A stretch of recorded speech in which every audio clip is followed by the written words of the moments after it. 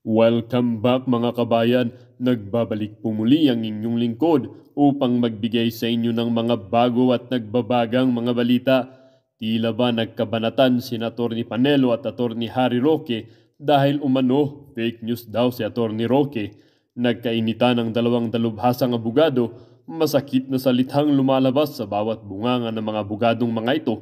Tinapos nga ni FPRRD ang away ng dalawa, yaong sinabi niya na siya naman ang may desisyon na handang mamatay para sa ating bansa at dapat wag nang pag-awayan pa ang mga bagay na si former President Rodrigo Roa Duterte naman ang may gusto. Kaya dapat suportahan na lang natin si Tatay Digong at patuloy siyang protektahan dahil alam naman natin na matanda na ang Tatay Digs at kailangan niya ng ating lakas upang labanan ang mga salot sa ating mga gobyerno. Para sa buong impormasyon, panoorin ang buong video at kung bago ka pa lamang sa aking channel, huwag kakalimutang mag-subscribe, pindutin ang notification bell at piliin ang all upang laging maging updated sa mga bago at nagbabagang mga balita. At sa mga solid viewers natin dyan, maraming salamat po sa patuloy na pagtangkilik sa ating channel. Ang isyung ito ay naging usap-usapin din sa mundo ng social media. Merong isang netizen na nagsabi, panahon ni Tatay Diggs malalaman na lang ng mga tao na may bubuksan na bagong airport at wharf para inauguration na. Ang administrasyon ito, wala pa budget, ina-announce na nila. Hay nako, ano ba yan? At sabi din naman ng isang netizen, the best president Tatay Digong Duterte, laban kung laban, walang iwanan. At sabi din naman ng isang netizen, ito namang si Panelo, sana tinext na lang niya si Roque o kinausap niya ito. Hindi yang babanatan mo ng fake news sa SOCMED, inaalisan mo ng integrity yung tao. Dapat kung kayo ngayon ang magkakampi, tigilan ninyo ang pagpapagalingan. Huwag kang mapapala Panelo. Diyos ko ngayon ka pa papapel. Sa ICC, hindi po siya papayag na litisin sa The Hague. Kasama po si Sara Duterte, sabi po nila, dito pwede silang litisin sa Pilipinas pero never po sa ibang bansa. So nililinaw lang po natin, no? Kung sakali man aarestuin si DOJ Remulla, wala naman daw pong nakikipag-ugnayan sa DOJ para po sa ikadarakip ni Pangulong Duterte. So maaari pong ito ay malapit-lapit sa katotohanan yung kasi nga hindi natutulog si Harry Roque, huwag ka masyado mataranta. Tulog ka muna. Baka yung in-announce mo, dulot na yan na hindi mo pagkatulog. Pwede namang matulog. Huwag mong tarantahin ang sarili mo. Kulang ang mga supporter ni Pangulong Duterte. Mahirap po yan basta hindi na tayo natutulog.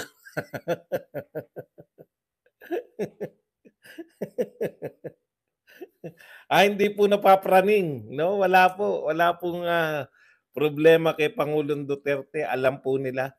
Consistent po si Pangulong Duterte. Sinabi niya na yan noong presidente pa siya na hindi siya papayag na huhulihin siya ng ICC.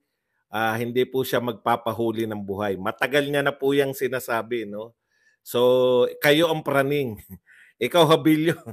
Ikaw, Habilio, ang praning. Kung ano, wala naman kayong balita na natataranta yung mga Duterte. In fact, meron pong kinakasang malaking rally po dyan sa Cebu. Ganyan po, no, sa mga nangangantyaw po na wala namang umatin ng rally. Yung mga rally po, buhat po nung rally sa kinakasap po yan. Hindi po yan yung, ayun po, hindi naman natin na maaawat yun.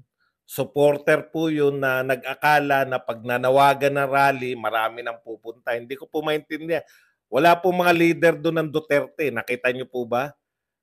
Minsan nga, pinaghihinalaan ko na, puta, baka naman yung nanawagan na yun, hindi ko kilala yun. Baka naman na kayo kayo din yung nanawagan ng rally sa Liwasang Bonifacio. Di ba? O kaya, talagang ako tatanungin nyo, sino mas paniniwalaan ko sa dalawa? Si Panelo ba o si Harry Roque? Doon po ako sa walang bolang kristal. Para yung spokesperson dati ni Pangulong Duterte yan. Doon po ako sa walang bolang kristal. Mahirap po yung, inamin niya naman, hindi na siya makatulog. Baka naman na, sama po kayo, hanapin niyo. Kalat la ako sa Cebu. Siyempre, hanap dyan sa may lechonan dyan. Sa may lechonan, para talagang alam na this. No? Okay, so kulang po kayo, no? Wala po tayong nababalitan. Yung Davao Task Force Davao po na sinasabi na bubuwagin na para madakip po si Pangulong Duterte dahil sinasabing araw na yung kayo lang eto naman mga Facebook, kayo lang po natataranta. Kayo lang po nagpapanik. Kulang nga kayo, tawa-tawa lang kami. Oh. Kulang kami, kulang din kayo diyan. Atat na ba kayo makita na huhulihin si Pangulong Duterte? Hindi po hindi hindi po magaganap yan. Bakit ba paghuli kay Pangulong Duterte ang inaabangan nyo? Kriminal ba yung tao? Buta, napakahusay na Pangulo. Yan po yung sinasabi natin eh. In all seriousness, no? Alam nyo po, napakahirap po mag-link ngayon pero yung mahal ng tao na naglingkod ng tapat, hindi nagpayaman. Kita nyo naman yung bahay ni Tatay Digong, sabi nga sa inyo, pinagtapat yung bahay ni Tatay Digong tsaka yung bahay ng dating driver ni Laila de Lima. Putya, hindi mo akalain kung sino yung presidente ng Pilipinas. Ang sinasabi natin, no, eto po ba yung gusto natin na kada may maglilingkod sa atin ng tapat, maraming ginawang presidente, ipapakulong natin? Wala na pong maglilingkod ng matino. Alam naman po natin kung bakit po nangyayari to kay Pangulong Duterte. Marami po siyang nasaktan. No? Marami po for the last 6 years ng kanyang panunungkulan, yung mga taon po ng panunungkulan ni Pangulong Duterte, marami po siyang nasaktan, mga oligarko at iba't ibang mga criminal groups. Kaya po ito na po yung pagbalik. Ngayon kayo tuwan-tuwa kayo na yung mga criminal groups at mga oligarko, tuwan-tuwa kayo na inuusig si Pangulong Duterte. Talagang ganyan ang buhay, no? Ang kampi nyo, doon kayo kakampi sa sa mga nagawa ng hindi kasi kumita ng 6 na taon, yung mga magnanakaw. Kaya po ngayon, babawian po nila si Pangulong Duterte. Yun po ang mahirap pag ikaw ay naglingkod ng tapat. Bubueltahan ka ng mga, alam nyo na, bubueltahan ka. Kaya laban lang po tayong mga Duterte supporters. Anyways, ayan po yung sa mga naghahanap po, no, yung nangangantyaw po ng nagdaang rally sa Liwasang Bonifacio. Wala pong ron. Wala pong kinalaman doon ng mga Duterte. Kusa po yun. May nanawagan, may gusto silang sabihin. Yun lang pong dumalo. Pero ito po, tignan nyo po sa Cebu. Ito po yung narito po yung mga leaders, may pag-organize, tsaka nyo po sabihin na konti lang yung sumusuporta sa mga Duterte. No? Saksihan nyo muna. Kasi yun nangangantyaw po na konti lang yung umatin sa parali ni Tatay Digong ng mga Duterte. Prayer rally ng mga Duterte, nangangantyaw. Yung mga dilawan po na nananawagan ng people power tuwing February. 30 lang sila tapos 500 yung nagbabantay sa EDSA. Tignan nyo po sa 17, mga taga Cebu. Mabuhay kayo dyan, mga magpe-prayer rally po sa Cebu. Ang mga maka-Duterte sa Cebu. Tsaka nyo po kantyawan. Tsaka nyo po sabihin na, ay, ang konti nyo lang. Okay, pag-usapan po natin. Ito pong gusto pong mangyari nito ni dating Senador Trillanes. Sabi ni dating Senador Trillanes, para malaman ang katotohanan, Trillanes calls for House probe on Las Cañas claims versus Sara and Paulo Duterte. Ano ba yung kiniklaim daw ni Las Cañas kay Sara at Paulo Duterte? Na si Sara Duterte daw po ay siya po yung utak ng Tokhang Queen sa Davao, na ang sinasabi po ni Vice President Sara dito, buong pagme-mayor niya, buong pagba-vice mayor niya, hindi po siya kasali, no? Nung naging vice president po siya, tsaka po siya isinali, no? Na-involve siya diyan sa Davao Death Squad. Iba rin eh. Okay, sa madaling salita, ito po ay alam niyo na kung sino may hawak kay Las Cañas, no? Ayun, lagi naman. Ito po ang problema no? Gusto nila paimbestigahan sa House. Ang bintang naman nila kay Paulo, smuggler, etc. Gusto nila paimbestigahan sa House of Representatives. Di ba dati kang senador? Bakit hilig mag-imbestiga mga senador? Bakit hindi mo sa Senado ihain tong gusto mong investigasyon? Bakit sa House of Representatives? Di ba? Alam ko na sagot diyan eh. Ang sagot diyan, hindi ka naman na pinaniniwalaan ng mga kamo senador. Di kaya doon ka nagpupunta. Alam niyo po, sa Pilipinas, no, pag may paimbestigahan, lahat ng tao gustong paimbestigahan sa Senado. Tanging si Trillanes lang ang gusto magpaimbestiga diyan diyan po sa House of Representatives. Alam niya, kakampi niya eh. Di ba? Pero talagang ganyan eh. Pawala-wala na naman ako. Alam niyo, pag hindi naman ako nagla-live, hindi naman ako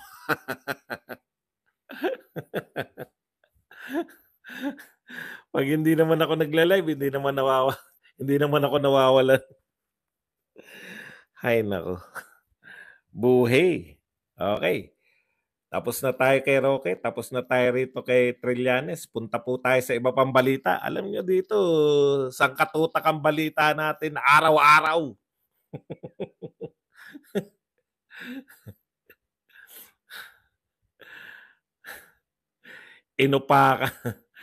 Inupakan eh. Ito po. Dito na tayo sa mga medyo patawan ng konti. Katulad po nito, no? Alam nyo, lagi kong sinasabi, pag may ginagawa po, gusto nyo batiin yung ating Pangulo, meron pong magandang project, batiin nyo na lang. Pero kung may ginawang project, tapos kakantsawan nyo na naman si Pangulong Duterte, napipilitan tuloy kaming isampal sa inyo yung mga mga ginawa ni Pangulong Duterte at mga hindi ginagawa ni Pangulong Marcos. Matitigas talaga, makukulit talaga, no? Yun kasi utos sa kanila eh. Ipagmalaki nyo yung mga ginagawa ni Pangulong Marcos, kantsawan nyo na inutil si Pangulong Duterte. Hindi nyo mapapaniwala yung tao na mas maraming nagagawa si Pangulong Marcos. Katulad nito, meron na naman sila. Ito po, malapit na po, pinag-usapan na. Malapit nang matupad. February 6, natupad na raw. Yung pinag-usapan ni Crown Prince Mohammed Salman. Yung pagbibigay ba ng insurance claim sa nawalan ng trabaho, nagsara mga kumpanya dun sa Saudi. Hindi ba maganda yun? Matutuwa yung OFW. Okay na yun eh, di ba? Maraming salamat, PBBM. Dapat ganun lang yung etong mga vlogger. Hindi eh. Ito po ang sinabi, PBBM lang sa kalam, may malasakit, digong nyo inutil. Inutil na naman si Tatay Digong. Di maglilitanya na naman kami ng ginawa ni Tatay Digong. No? Alam nyo, yan pa yan pa lang ang maganda-ganda namin narinig na ginawa ni Pangulo BBM sa mga OFW.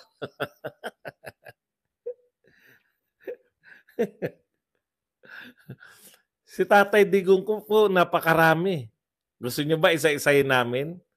Isa-isahin natin. Inutil daw eh. Wala daw nagawa sa inyong mga OFW. Hindi po ba Si Tatay Digong lang yung naglakas loob na sabihan yung, ano bang bansa yun? Kung hindi ako nagkakamali, Kuwait ba o Qatar? Yung, yung may namatay na Pilipina tapos ibaban natin. Isa yun, no? Nakita po ng mga taga-ibang bansa, matapang tong presidente ng Pilipinas. Hindi natin pwedeng apihin, Kuwait. Hindi natin pwedeng apihin yung mga Pilipino. Nakita niyo po, kauna-unahan po yun. Ikalawa, 10 years na po ang ating passport. Hindi na po mahihirapan yung ating mga OFW na kada 5 taon nagre-renew. Yung laglag bala po sa NAIA, nawala po yan. Tuwan-tuwa po yung mga OFW natin. Okay lang naman na magtrabaho. Talaga naman dapat magtrabaho yung Pangulo. Pero yung kakantsawan nyo pa, para nyo maiangat yung mga maliliit na nagagawa ng Pangulo ngayon, kakantsawan nyo pa at sasabihan nyo pang inutil si Tatay Digong. Doon kami nagagalit eh. Wala naman kaming pakialam. Di gawin niya yan. Talaga namang dapat may ginagawa yung presidente ng Pilipinas. Di po ba? Sasabihin nyo, inutil. Yung dating presidente, isa lang kayong nakitang ginawa, tapos inutil na kagad. Siyempre, sasama loob namin, imbis na matuwa kami na may ginawang ganyan, papalag ngayon pati lahat ng OFW. Na parang wala na talagang ginawa si Tatay Digong. Sa mga OFW, kayo ba pumapayag mga OFW? Wala talagang ginawa sa inyo. Antindi, no? Antindi talaga ng mga, sabi ko may mga sapaw talaga, mga bobo talaga itong mga supporter ni Pangulong Marcos eh. Maganda na yung ginawa ng presidente, dapat nang batiin nyo lang. Pero yung babatiin nyo, congratulations, may malasakit talaga si BBM. Si Digong inutil. Puta. Alam niyo po ba, yung mga OFW, nakampante po sila nung panahon ni Tatay Digong dahil yung, may OFW hospital. Kampante sila na yung iniwan nilang pamilya dito hindi mapapahamak ng mga adiksyones. Alam niyo, magtapatan tayo kay mga OFW. Lagi niyo iniisip yung pamilya niyo, di ba? Baka mabiktima ng mga droga, etc. Pero 6 na taon, safe na safe yung utak nila. Trabaho lang iniintindi dahil at saka yung mga mister nilang nangangaliwa o mga misis nilang may bet ka. Pero yung mapapahamak yung pamilya dahil sa mga adiksyones, kampanteng-kampante. Kaya pwede po ba? Pag may ginagawa si BBM, wag niyo nang kantsawan si Duterte dahil ginagalit niyo lang mga mamamayan eh. Mahihina kukotin nyo. Yan ang kapapakinig nyo sa mga vlogger nyo. At ng OFW po siya, baka kasi nababalitaan nila eh. Iba po yung sa actual eh. Iba po yung nagbabasa ka lang sa dyaryo eh. Maligo muna kasi yung mga vlogger nyo para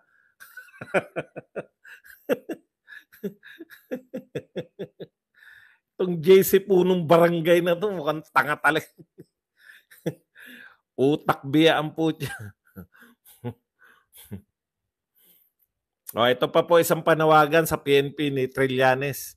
Dapat daw kanselahin na ng PNP ang mga gun license at i-confiscate ang 364 na high-powered firearms ni Duterte dahil ito ay nag-incite to sedition, secession na secession. Ba't ka ba utos ng utos? Feeling mo presidente ka.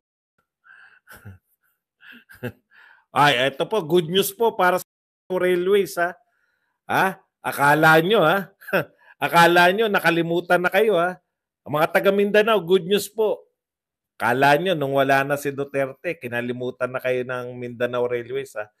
Ayon po kaya ito po, naroon po sa Mindanao, sa Davao ngayon si Bautista. Kumawak po ng mic. Ito po sinabi, the fair space. May fair space na po. Magpalakpakan tayo sa Mindanao. the first phase of Mindanao Railways project is set to begin. Magsisimula na sa wakas, no? Magsisimula na yung Railways project. Talagang matutuwa na ako niyan. Basahin pa natin. Mindanao Railways project set to begin with pre-construction activities in Davao City, Tagum, and Digos. Galing! Magsisimula na. Anong tawag? Pre-construction activities. Magsisimula na sa Davao City. Palakpakan tayo dyan, mga taga Mindanao.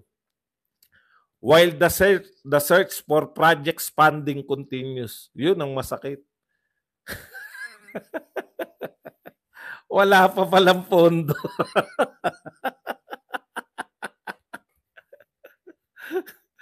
Ibang klase talagang. Ibang klase talaga. Nung araw kay Tatay Digong, hindi namin nababalitaan kung ano yung mga project.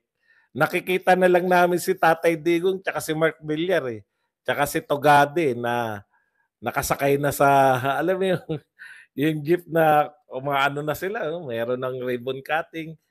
Yung dadaan na sa CCLEX. Dadaan na. Ngayon po, hahanapan ng pondo. Puta, binabalita na, hahanapan pala ng pondo. Ano yung first phase kung wala pang pondo? Karato lang. Unahin na muna yung tarpaulin. May MR malaki.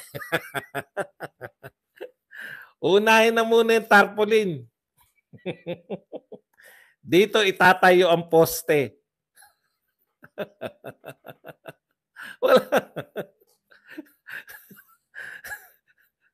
Ang ganda pakinggan . The first phase of the Mindanao Railways project is set to begin with pre-construction activities in Davao City, Tagum, and Digos, while the search for the project's funding continues. Wala pa palang pondo hanggang. Wala ka naman palang pondo, Bautista. Bakit tinanggihan mo pa yung pondo ng China? May nalalaman pa yan dati, sabi ni Bautista. Huwag na tayo sa China kasi mababaon tayo sa utang dyan. Ang mahal ng ang mahal ng tubo. Dito tayo sa mura tubo. Mura nga tubo, hindi naman nagpapautang.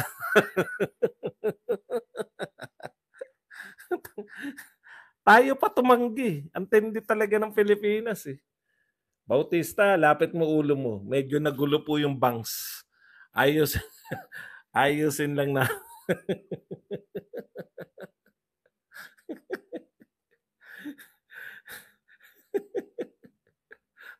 Wala pa magpupondo. Yung nagpupondo, tinabla mo. Yung pala, wala pala magpupondo. Okay.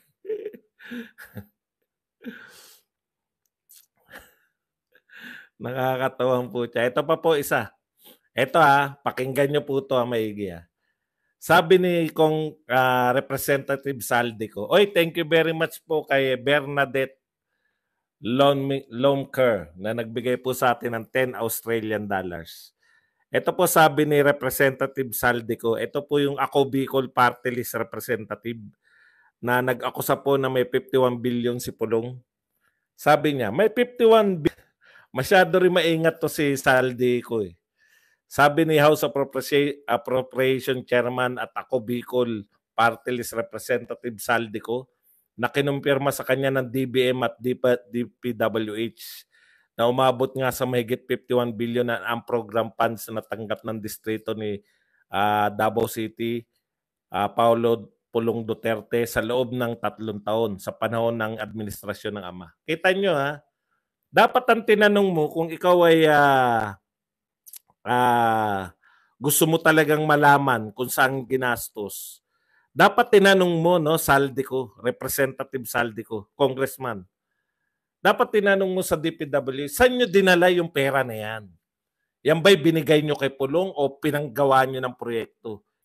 Isa lang po pakiusap ko sa mga congressman na matatalino. Huwag nyo namang gawing bobo yung mga Pilipino. Ang sabi niya, may 51 billion funds si Pulong Duterte pero binaha pa rin ang Davao. Ang gusto nyo po bang mangyari? Yung buong Davao Region, binaha, okay lang. Pero ang Davao dapat hindi binabaha. Buong Davao Region, tsaka Caraga, yung kalapit na region. Dahil po yan sa hanging amihan at tsaka dito sa kung ano pa man. Natural po yan. Nag-uulan po. Ibig nyo sabihin, okay lang bahain yung Davao Region at Caraga, pero yung Davao City dapat hindi binabaha dahil may budget si Pulong. Ano pong klaseng pag-uutak yun? Tanong ko po, yung po bang budget na 51 billion sapat na para iangat yung Davao City sa Mindanao? Kasi po, pag bumaha po yung mga karatig na lugar, no? Hindi po imposible na bahain ka rin. Kasi napalibutan ka, bahala sa nakapalibot sa iyo. Maliban na lang kung kasintaas ka ng Mount Apo. Ibig nyo ba sabihin, binubobo nyo yung mga Pilipino, Congressman Saldico, na dapat yung budget na yan, tumaas na yung Davao, naging elevated na siya. Gusto nyo ba yung Davao kasintaas na ng Mount Apo para hindi binabaha? Huwag nyo po kaming binubobo kasi. Buong lugar, lahat ng nasa, kami po sa San Jose del Monte, bihira kaming bahain. Kami po, baha na po ang lahat. Baha na Marilao, Santa Maria, Bukawi. Ang San Jose del Monte, hindi pa po binaba kasi nasa taas kami. Mas mataas kami kaysa sa kanilang lahat. Ganun po bang gusto nyong mangyari sa Davao City? Iangat nila, yung 51 billion dapat doon ginamit. Inangat yung Davao City. Paulit-ulit, ginagawa po ninyo. Kaya yan yung natututunan ng mga vlogger nyo. Kaya yan yung sinasabi ng mga magagaling yung vlogger. Kaya ng yung mga takatangan yung mga follower, ay oo nga, dapat hindi binabaha kasi meron ng budget. Paano yung baha, yung buong, yung nakapaligid sa kanila baha? Hindi sila dapat. Waterproof dapat. Dapat nga hindi umuulan dyan sa Davao City. Bakit? May budget Dapat hindi umuulan. Dapat mga ambon lang dapat. Kasi may budget sila Anong uri po ng... Ewan ko lang kung may maniniwala sa inyo na matino Pero marami pong naniniwala sa inyo yung mga nakaganyan. Nga. Tama nga yung sinasabi niya. Bibili ako ng pampapogi. Kakagigil. Pwede ba? Kayo po lumagay sa... Yan yung maririnig ng mga taga Davao City. Dapat daw hindi kayo binabaha. Kayo mga taga Davao City, dapat daw hindi kayo binabaha. Sa napanood niyong video mga kabayan, ano naman po ang inyong mga opinion? Ang ating comment section ay bukas para sa inyong mga komento at reaksyon. Huwag kakalimutan, do not let your thoughts left unspoken. As citizen of this country, your opinions matter. Huwag pong mahihiyang magbigay ng inyong mga saloobin, mga kabayan. At syempre, huwag nyo din pong kakalimutan i-share ang video ito upang inyong mga kaibigan at kapamilya ay maging aware din sa kung anong nangyayari sa ating bansa. Huwag din kakalimutang mag-iwan ng like. Hanggang sa muli!